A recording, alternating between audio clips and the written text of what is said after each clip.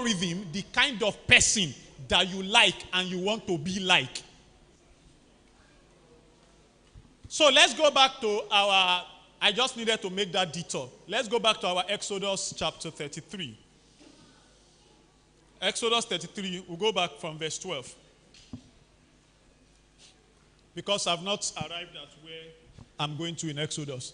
And Moses said unto Jehovah, see, thou sayest to me, bring up these people, and thou hast not let me know whom thou wilt send with me. Yet thou hast said, I know thee by name, and thou hast found favor in my sight. Now we have a little problem here. Moses is saying to God, Lord, you have said to me that I have found favor in your sight. I should bring these people out of the land of Egypt. I should take them to wherever you want me to take them, to Canaan and all that. But you have not told me who will accompany me. You have not told me who will go with me. But how many of us know that when God sent Moses, God sent somebody to go with Moses? Am I not going with you? I've been going with you all these years. And we are here. You are saying to God, you have not told me who will go with me. Have I not been going with? Did Aaron not follow him to Egypt? Did Aaron not go with him to go and meet Pharaoh? You are not answering. Did Aaron not go with him to meet Pharaoh? Exactly. So why is Moses saying, you have not told me who will go with me? But you see, in chapter 32, we can't go there now for time's sake. Aaron had done something very interesting. Moses went to the mountain to meet God. By the time Moses returned, Aaron had made a golden calf. He had collected everybody's earring, everybody's bracelets, everybody's necklace, and he has melted it, and he has made a very beautiful golden calf with it. And when he was done making it, he set it up in front of the people of Israel and told them, this is thy God that bringeth thee out of the land of Egypt. How can you say something that you made here? You made it here, now. And it is suddenly the God that brought them out of Egypt.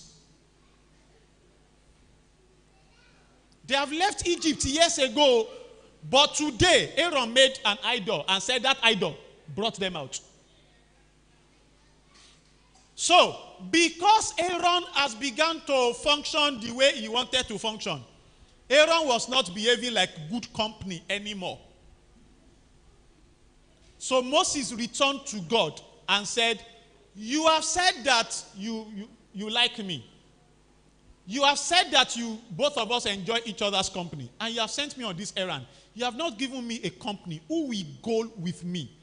Aaron was clearly not in the picture again as far as Moses was concerned. That was not a company that he wanted to maintain. And once somebody is introducing you to something that does not line up with God, that is a company you want to deny very quickly. It's not a company you want to maintain. It's not a company you want to keep. Because that is a company that will ensure that your relationship with God does not grow. So, the number of friends you have may not necessarily be a reflection of how nice and how friendly you are. It might just be an evidence of how stupid you are. Some people's lives are full of trash, but they claim to be friendly people. But all kinds of crooks that will destroy their lives are the things they use to equip their life, and they call it friends. But Moses was very quick to deny a friend or a company that was not going to help him. He said, yet you have said that I found favor in your sight. Next verse. I've not even arrived where I'm going, but let's keep going. We'll get there.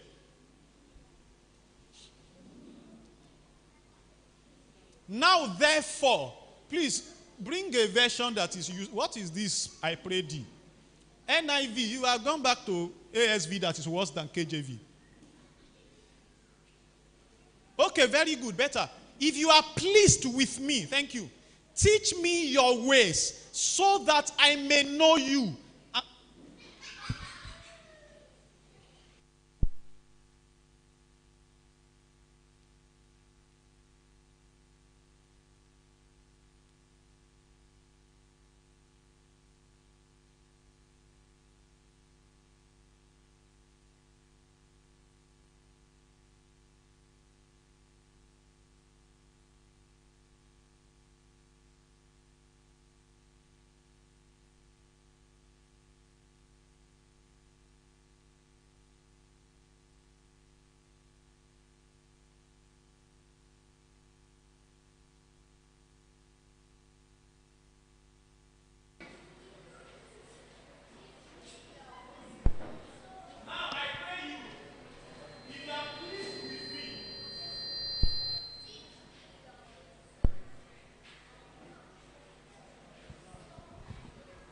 If you are pleased with me, teach me your ways so I may know you and continue to find favor with you. Remember, this nation is your people. Now you'll be wondering, we were told in verse 10 that Moses used to talk to God face to face as a man speaks to his friend. Now this same Moses is saying, if you are pleased with me, teach me your ways that I may know you. How are you talking to somebody face to face like a man speaks to his friend and you are claiming you don't know him? Because he's saying, if he's saying, teach me your way that I may know you, it means he's saying, I don't know your ways and I don't know you. But you have been talking as friends. So what is Moses looking for? And Moses was not the only person that was like this. In Philippians chapter 2, we saw Apostle Paul. Apostle Paul who has healed the sick. A lot of them. Apostle Paul who has raised the dead. Apostle Paul that the Bible said his shadow used to heal the sick. He's not praying for them. He's not laying hands on them. He's just passing. But his shadow fell on the person that was sick and the person got well. Apostle Paul that has preached the gospel in all these strange places. They have beat him because of the gospel. They have stoned him and they even thought he was dead. He has been to prison. He has done all manners of things for the sake of Jesus. He has written several letters that has now become what we call Bible today. Hope you know that when Apostle Paul was writing the book of Romans, writing what we now call the book of Romans, he wasn't writing a book. He was writing a letter to some people somewhere. He didn't think he was writing Bible.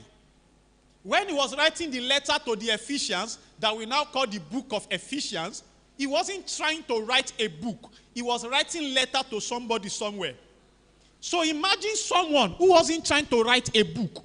He was just writing letters, and there was so much revelation in his letters. That guy now wakes up one day and say that I may know you. And that was a prayer he was praying. He said that I may know you and the power of your resurrection, the fellowship of your suffering, being made conformable unto your death, if I may by any means attain unto the resurrection of the dead. And you are now wondering, why is Apostle Paul still praying to know God?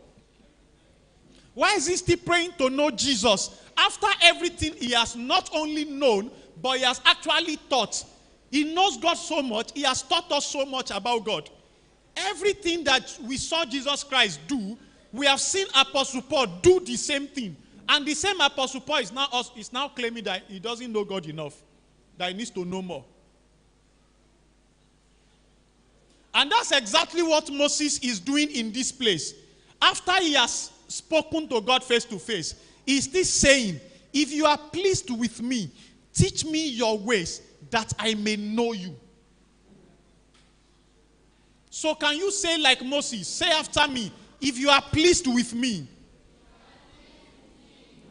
teach me your ways that I may know you and continue to find favor in your face.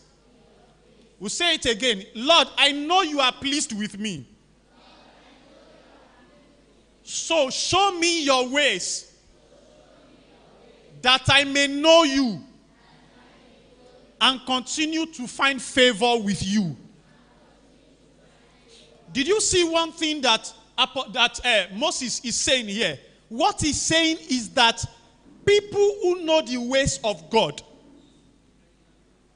we know God, and they will continue to find favor with God.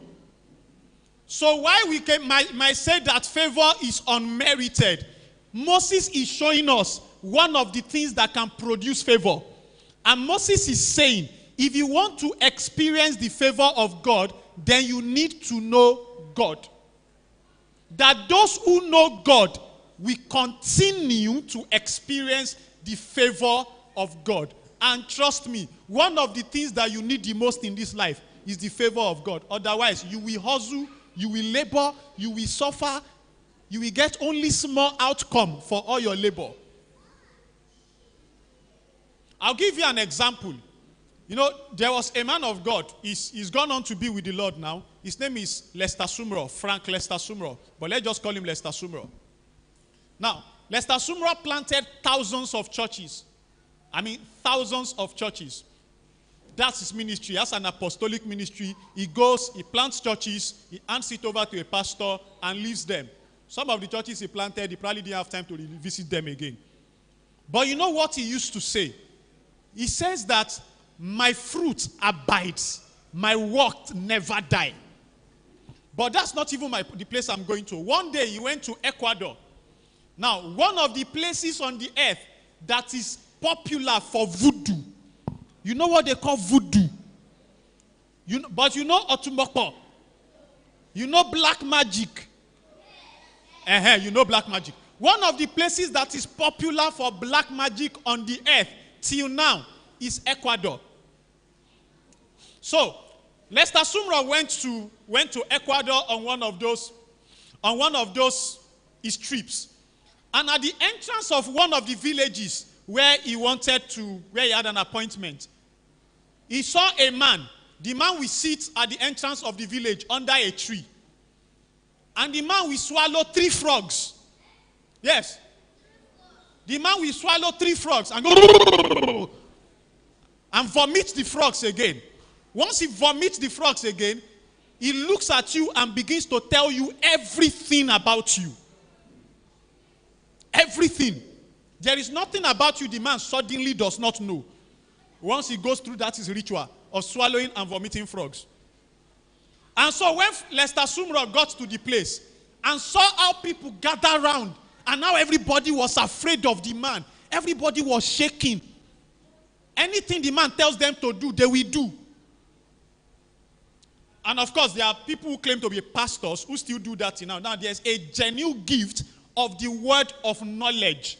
So it is possible by the gift of word of knowledge for me to know things about you that you did not tell me. Or know things about you that nobody else knows. Probably you are the only one that knows it. There is the gift of word of knowledge. But that thing that people do that can be done by the gift of word of knowledge can also be done with familiar spirits. And that is demonic. The outcome will look the same. The activities will look the same. But the spirit inspiring it is not the same. So, when Lester Sumrall got to that place, the man did what he used to do. Vomited the frog and pointed at Lester Sumrall and wanted to start talking to him and telling him things about his life. Lester Sumrall pointed back at him and said, "You foul spirit, come out of him in the name of Jesus." The man hit the ground and stretched and stretched. All the demons inside him, thousands of demons started leaving the man. And everybody that was gathered around to watch him and to celebrate the man's power, all of them now turned to a new senior man, because before Lester Sumrall came, the voodoo guy was the senior man. When Lester Sumrall cast out the demon from the man, and the man was now empty, suddenly the new senior man was the man of God, Lester Sumrall. So everybody turned to him. So now this is the man that used to tell us how to live our lives and what to do. Now you have removed his power. Chief, what's up? So what is it going to be? So he got a chance to preach Jesus to them and introduce them to Jesus. In the night, when I'm telling you about why it is important to know your God. In the night, when Lester Sumrall went to sleep, wherever it is he was going to sleep. Now, that place was an island and there was a lot of mountains in the place. When he went to bed that night, he suddenly realized that there was a tremor, earthquake, everywhere was shaking. Wind, lot of wind. His curtain, the curtain of his room, the curtain went up. You know, breeze can blow your curtain up. But you know the curtain will come down. This one, the curtain went up and stayed there like this. The curtain didn't come down. And his bed, let's imagine his bed was somewhere here, close to the wall. As the place was shaking, his bed was moving. His bed moved to somewhere in the middle of the room. So he now woke up. I was wondering, what's happening here? What's all this about? He now remembered that, the demons I casted out of that guy in the afternoon, They have come to dramatize for me in the night.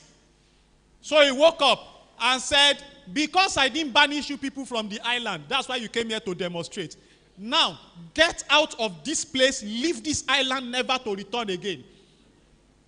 And all the earthquake, all the breeze, all the noise just disappeared. Whoops! Once. His curtain came down, everything normalized. He now wanted to return his bed to where his bed came from. Then he remembered, I said, wait, I didn't put this bed here. The demons put the bed there, so he left the bed there. He said, hey, idiot, come back and return this bed to where you took it from. And the earthquake started again. And returned the bed to where they took it from. He said, now, good night. Don't ever return here again. And the earthquake stopped. The wind stopped. Whoops. So, there was a time in Sweden that they were experiencing. Now, I'm telling you,